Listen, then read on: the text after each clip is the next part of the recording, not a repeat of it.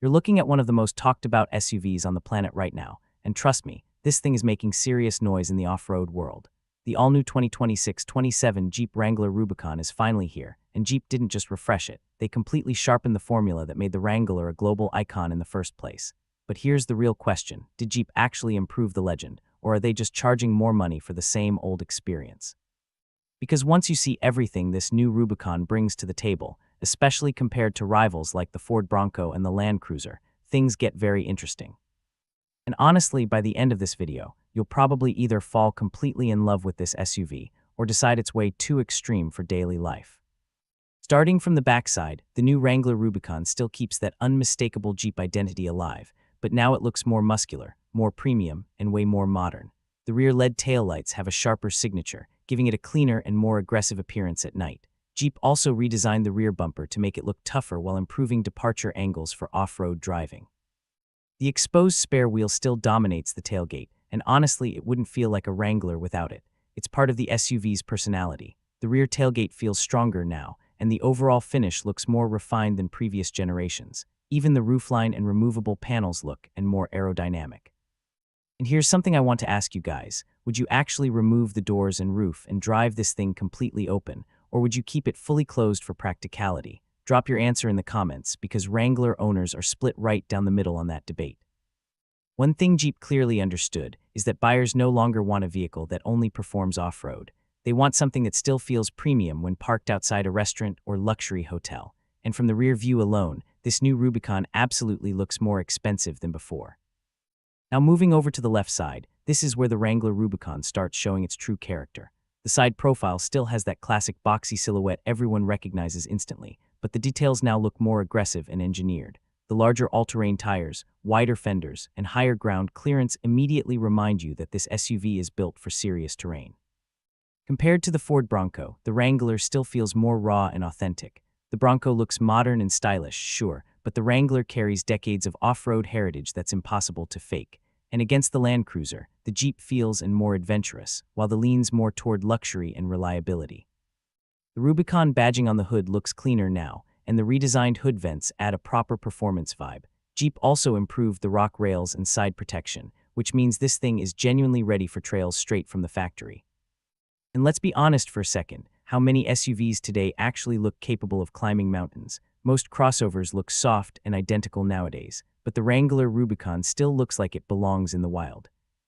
Now on the right side, the design consistency becomes even more noticeable. The upright windshield, chunky mirrors, removable doors, and exposed hinges all stay true to Wrangler tradition. Jeep knew better than to completely redesign an icon. Instead, they evolved it carefully.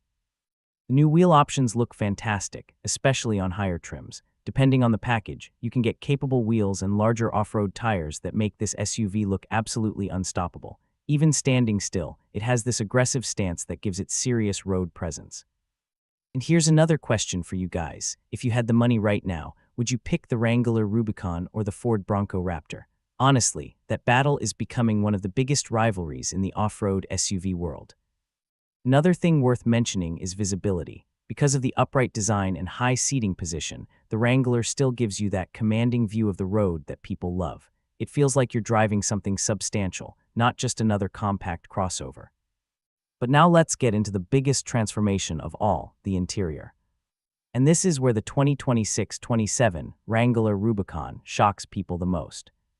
Because for years, one of the biggest complaints about Wranglers was the cabin quality. People loved the off-road capability, but the interior often felt outdated and too basic for the price. Jeep clearly listened this time. Step inside and it immediately feels more premium and more futuristic. The new fully digital driver display looks sharp and customizable, while the massive infotainment screen completely modernizes the dashboard. The updated system is smoother, faster, and finally feels competitive with other high-end SUVs.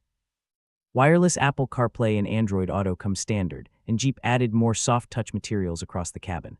The seats now feel more supportive and upscale, especially on longer drives. Heated seats, ventilated seats, wireless charging, premium audio systems, it's all here now. And the coolest part, Jeep still kept the rugged personality alive. You still get those exposed bolts, grab handles, and durable surfaces that remind you this thing was built for adventure. The off-road performance displays are also incredibly impressive. You can monitor articulation, pitch angles, tire pressure, and terrain settings in real time. It genuinely feels like a high-tech off-road command center.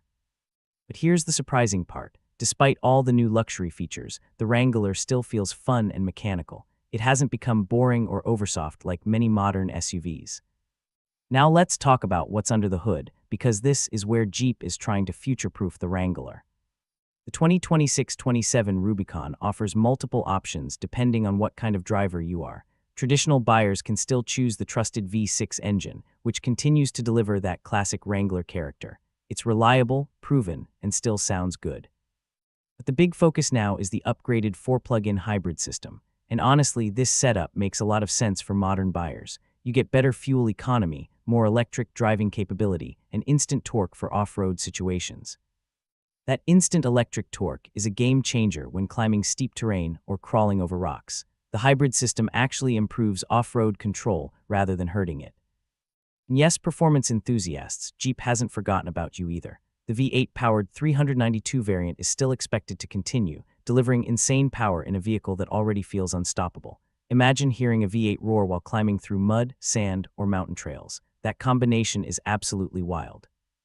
Compared to competitors, Jeep is offering more personality and variety. The Land Cruiser focuses more on refinement. The Bronco tries balancing adventure and comfort, but the Wrangler Rubicon still feels like the off-road machine of the bunch. And here's something important. This SUV is not just about horsepower numbers, it's about capability. We're talking front and rear locking differentials, advanced four-wheel drive systems, electronic sway bar disconnect, improved suspension articulation, skid plates, and smarter terrain management systems. This thing is designed for places where roads simply don't exist. Honestly, how many owners will actually use all this capability? Probably not many. But knowing your SUV can literally climb over obstacles that would stop most vehicles instantly, that feeling matters. Now let's talk pricing, because this is where things become controversial. The expected starting price sits around the $50,000 range, but once you start adding packages, upgraded trims, hybrid systems, and premium features, the price can climb well past $75,000. And yeah, that's expensive, especially when you compare it to other SUVs in the market. But Jeep knows Wrangler buyers are not just purchasing transportation. They're buying lifestyle, image, heritage, and capability. That's why Wranglers continue holding their value extremely well. Resale value remains one of the strongest points of the Rubicon lineup. Even older Wranglers still sell for impressive money because demand stays incredibly high. Fuel economy, though, still not amazing, especially in the gasoline versions. The hybrid improves efficiency, but don't expect miracles. Maintenance can also get expensive if you regularly push this thing through extreme off-road conditions. Ride comfort is another area where competitors may feel better for daily driving. The Land Cruiser is smoother. Some luxury SUVs are quieter, but none of them deliver the same adventurous personality as the Wrangler Rubicon. And honestly, that's the key to understanding this SUV. This is not the logical choice. This is the emotional choice. You buy the Wrangler Rubicon because you want excitement every time you walk toward it in a parking lot. You buy it because you want freedom, adventure, and a vehicle that feels alive instead of boring. And in a world full of generic crossovers that all look identical, the Wrangler still feels unique. So should you actually buy the 2026-27 Jeep Wrangler Rubicon? If you want one of the most capable off-road SUVs ever built, something with iconic design, removable doors, serious personality, and incredible resale value, then yes, this thing absolutely delivers. But if your priorities are maximum comfort, silent highway cruising, and practical family luxury, there are smarter options out there. Still, there's a reason the Wrangler continues dominating this segment year after year. Nothing else truly feels like it. The final verdict, the 2026-27 Jeep Wrangler Rubicon, isn't trying to become softer or more ordinary. Jeep doubled down on what made the Wrangler legendary, while finally modernizing the technology and interior experience. And honestly, that combination might make this the best Wrangler yet. So now I want to hear from you. Would you actually spend over $70,000 on this new Rubicon, or would you choose something else instead? Let me know down below, because I know the comments section is going to be wild on this one. And if you enjoyed this honest review, make sure you smash that like button, subscribe, and turn on notifications for more detailed automotive content right here on Drives. We don't just talk about cars here, we talk about whether they're truly worth your money. I'll see you guys in the next one.